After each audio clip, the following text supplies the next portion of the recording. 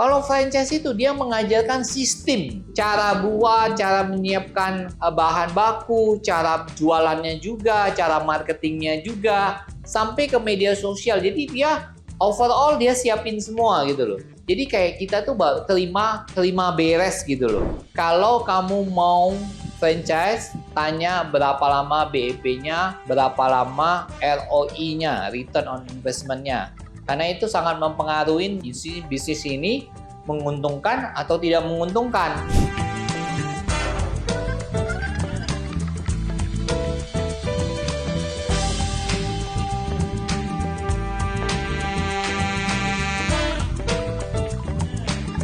Sebelum saya sharing ini, subscribe dan likes ya. Jangan lupa juga komen. Halo Happiest People, ketemu lagi bersama saya. Hari ini saya akan membagikan 2 tips bagaimana bisnis yang kamu lakukan bisa sukses 100%. Happiest People, dari hasil penelitian, 100 bisnis yang diteliti, dari 100 itu, dalam tahun pertama, 50% bisnis tersebut bangkrut. Kemudian, dari yang 50% itu, setelah 5 tahun diteliti, ternyata 90%-nya juga bangkrut. Jadi yang bisa survive dari 100 bisnis, hanya cuma sekitar 2-3% saja setelah 5 tahun. Jadi, resiko setiap bisnis itu sangat-sangat besar. Contohnya kita udah banyak dengar ya, misalnya di luar, bahwa startup yang awalnya begitu hebat, begitu luar biasa, tiba-tiba kita dengar bangkrut. Mereka sudah dapat pendanaan yang banyak, bahkan sampai yang ada yang triliunan pun bisa bangkrut. Jadi resiko itu besar sekali. Nah, kalau mau lihat bisnis itu survive atau tidak survive, lihat di 5 tahun pertama. Biasanya kalau sudah 5 tahun pertama, bisnis tersebut biasanya sudah sangat established gitu loh. Tapi tetap juga harus beradaptasi dengan setiap perkembangan zaman ya. Yang kalau dulu bisa orang offline, yang sekarang harus banyak yang online. Bahkan bukan cuma online, tapi juga live commerce ya. Jadi perkembangan bisnis sangat luar biasa sekali. Nah, saya pengen memberi 2 tips bagaimana bisnis yang kamu lakukan bisa 100% berhasil. Karena kita tentu sedih sekali kalau punya usaha, tapi usaha itu bangkrut gitu loh. Modal sudah habis, tenaga sudah habis, dan bahkan juga banting tulang, effortnya begitu luar biasa sekali. Saya pernah mengalami juga di masa-masa sulit saya rasanya pengen bunuh diri rasanya. Pengen mati aja waktu itu. Nah, saya mau kasih tahu. Tips pertama untuk kamu bisa berhasil di dalam setiap bisnis yang kamu lakukan adalah kerjasama dengan orang yang sudah berhasil di bidang yang kamu masukin. Kenapa? Karena kalau kamu bisa bekerja sama dengan orang yang sudah berhasil, misalnya gini, kamu mau buka restoran.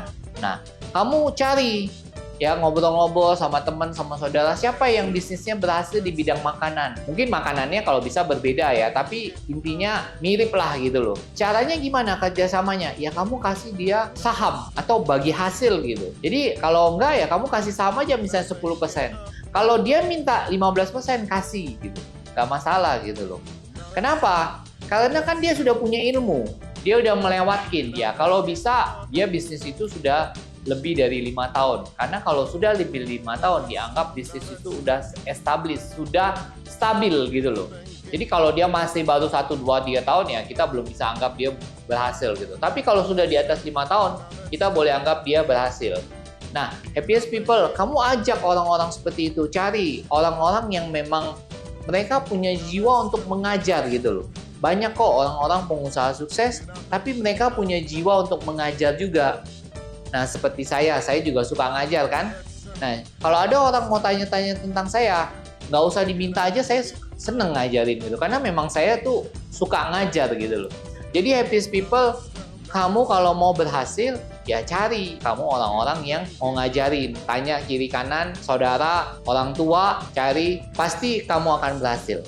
Nah, tips kedua ya, tadi kan kita udah lihat poinnya. Yang pertama tuh orang tuh berhasil dan mau diajak kerjasama, dan kita kasih dia bagi untung atau kita kasih dia saham, sehingga itu kan menarik gitu loh, dan dia mau spendin waktu.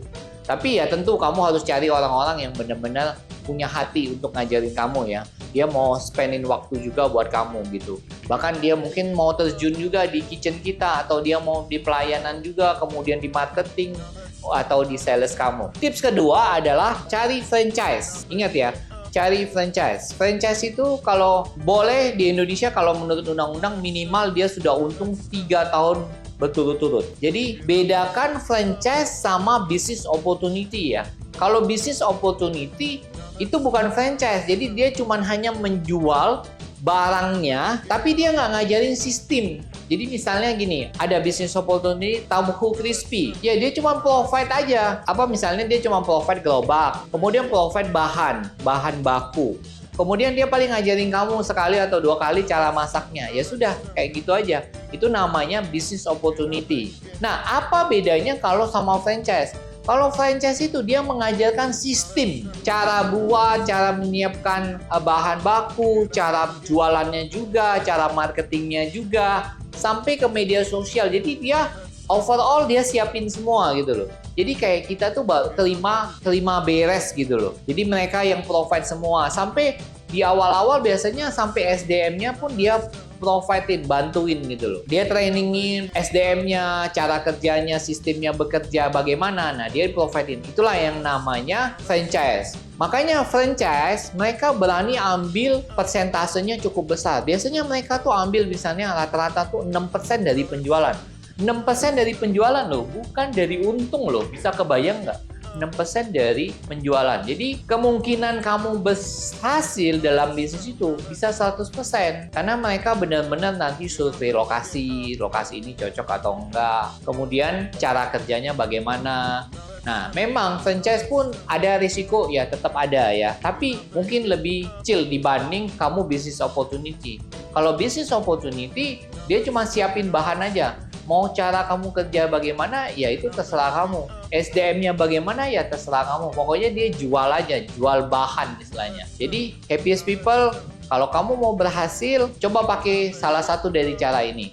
Ya, apakah kamu ambil franchise, atau kamu cari orang yang benar-benar berhasil. Untuk franchise, kamu harus benar-benar juga cek berapa lama, misalnya ada namanya BEP sama ROI. BEP itu break even point. Kemudian kedua tanya ROI, return of investment. BEP sama return on investment itu berbeda ya. Banyak orang tuh salah mengira gitu. Saya juga kalau nanya-nanya ke pameran, mereka bilangnya BEP. Jadi gini, BEP itu break even point antara pendapatan dengan pengeluaran. Pendapatan didapat dari penjualan, sales kan. Dan pengeluaran itu adalah biaya gaji, biaya bahan yang itu.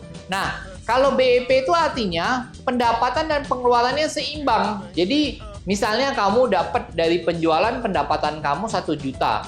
Nah, kamu keluar tiap bulan bayar pegawai, bayar listrik, bayar uang sewa 1 juta juga.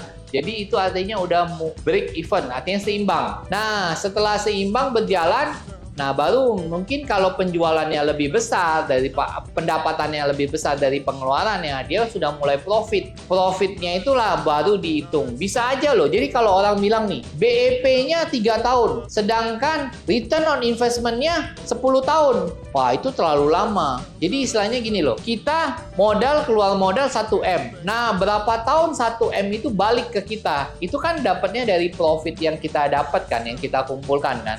Kalau dia bilang 10 tahun, wah itu lama sekali. Atau dia bilang BEP-nya 3 tahun, wah itu cukup lama. Jadi setelah BEP lewat, nah baru profit kan. Nah profit itulah dikali berapa lama sehingga kita dapat ROI, return on investment.